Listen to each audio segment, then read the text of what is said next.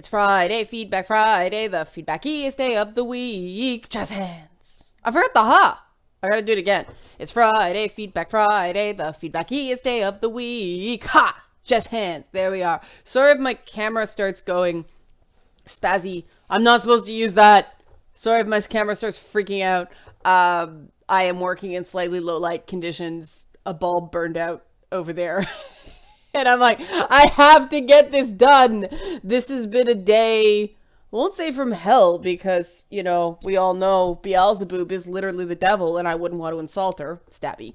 But, it just, between weather, we've got like this freezing rain mess out there, and I had a big fight with my bank today. Oh, it was awesome. My bank thinks I'm 3 different people. It's fabulous. One data entry person put my name in as Leanna Kersner.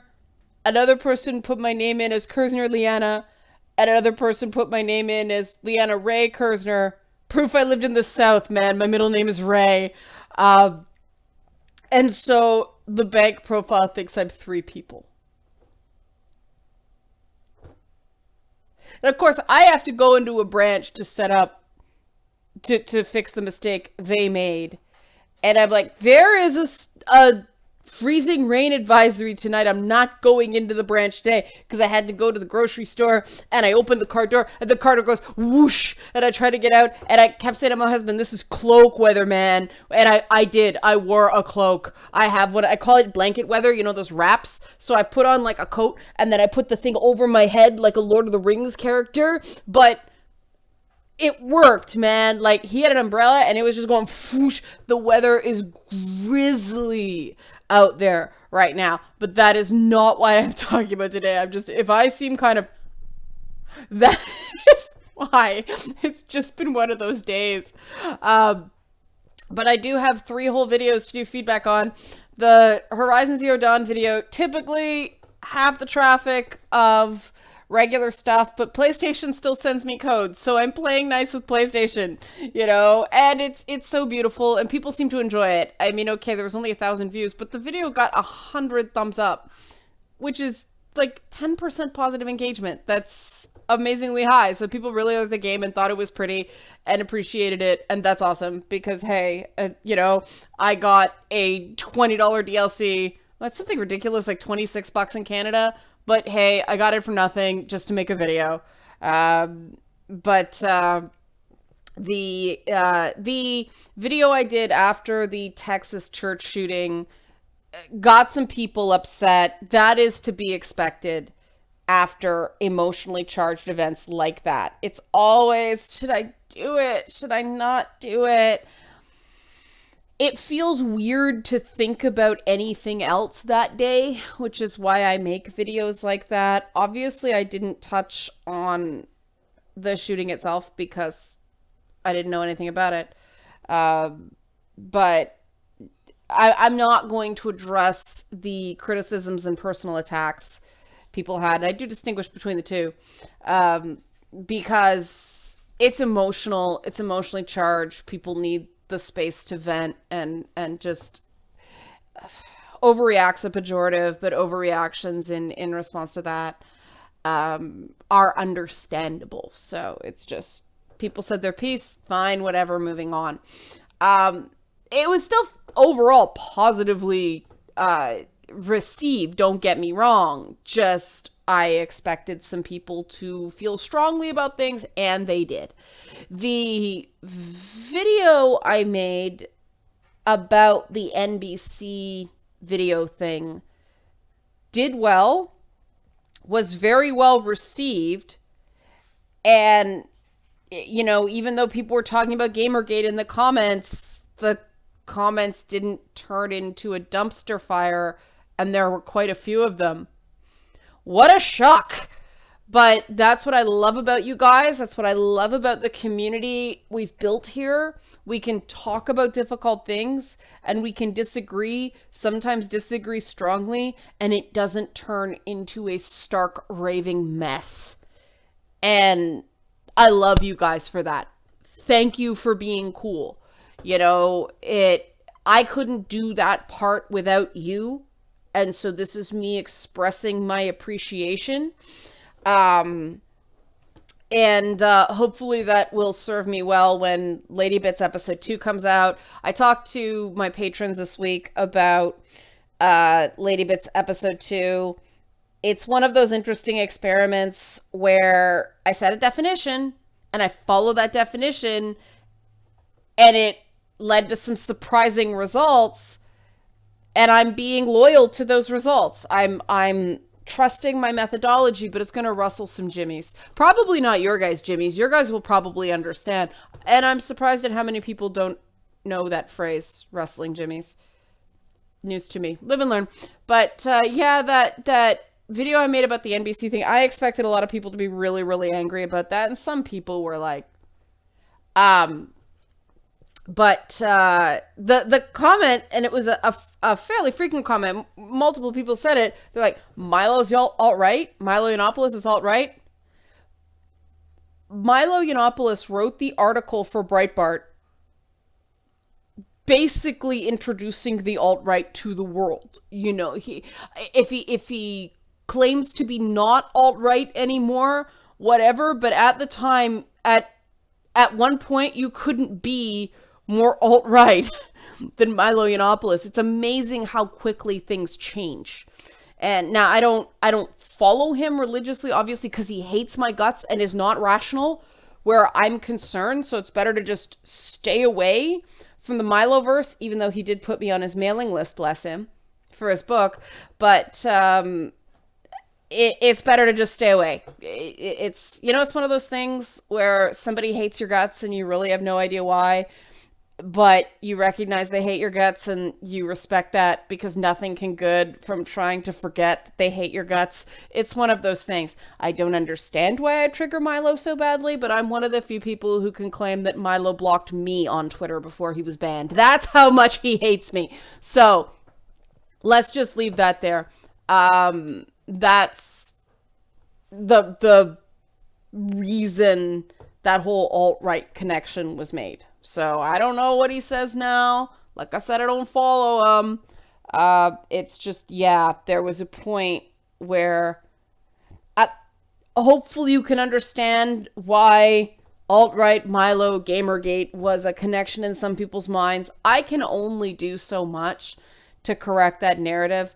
I keep toying with the idea of writing an article about it. I'm afraid it will just distract from the good work we've collectively done on Lady Bits, and I respect your money and your support too much to do that. You know, the nice thing is I watched Gamergate unfold in real time. I know what happened, and no media narrative is going to change what I saw happen. And this, you know, I say this as someone, don't get me wrong, I say this as someone who Core Gamergate was no fan of.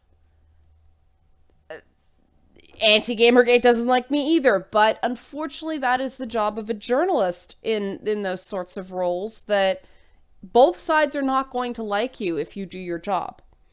Now, the interesting thing that happened with Gamergate is if you didn't completely 100% just say Gamergate was 100% evil, the anti-Gamergate side said you were secretly pro-Gamergate.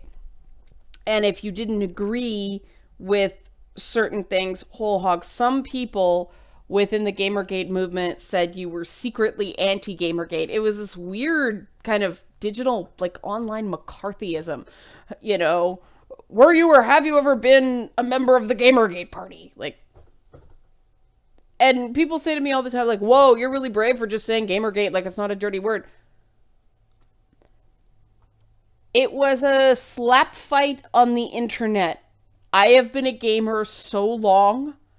I have seen so many of those flame wars. I, you know, was a lurker on Something Awful when the original board wars between 4chan and Something Awful went down. And perhaps that's where I got my online callus.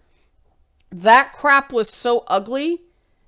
nothing that has happened since even comes close. I mean, Lotax was getting his house raided by the FBI. Um, Something awful got hacked, and you needed this like 18 character uppercase, lowercase number, alphanumeric, every like crazy long password. It was that ugly.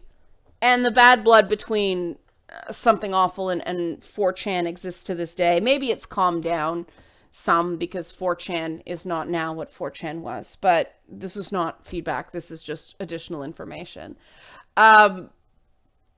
I really feel like the fact that we were able to talk about something like that and it didn't turn into a raging garbage fire of finger pointing, I think that really shows we're collectively doing something right.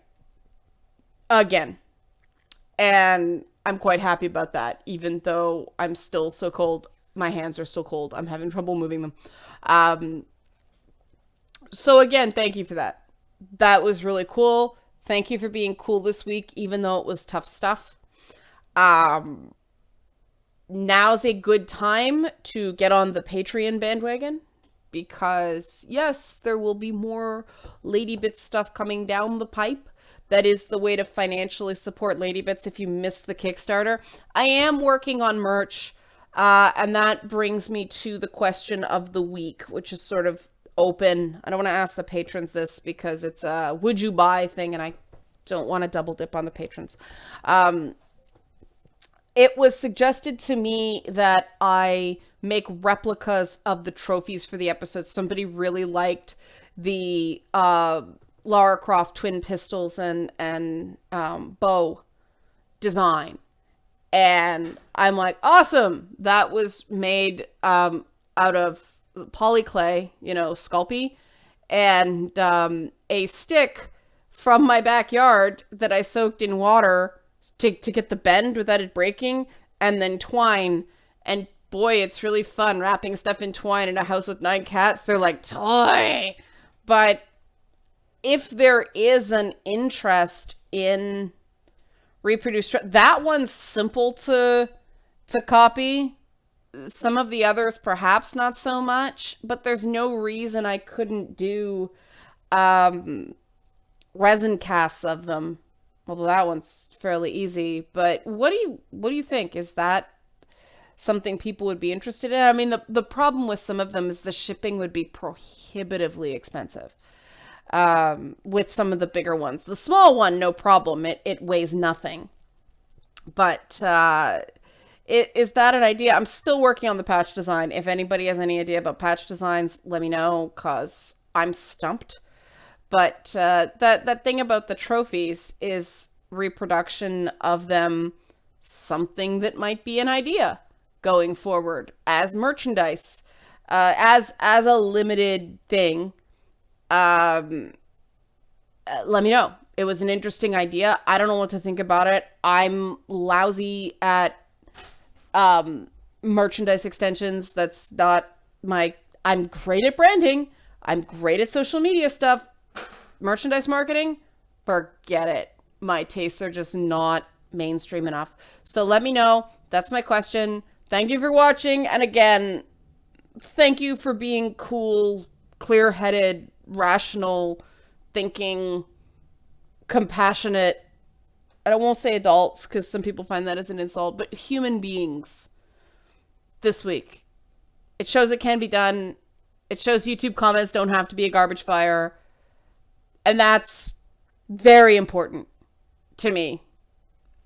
So thanks again. I know I've said that a lot, but thanks again. Hey, give me a credit. I'm Canadian and I'm not saying sorry. I'm saying thank you. This is progress. Yeah. Man, the weather sucks.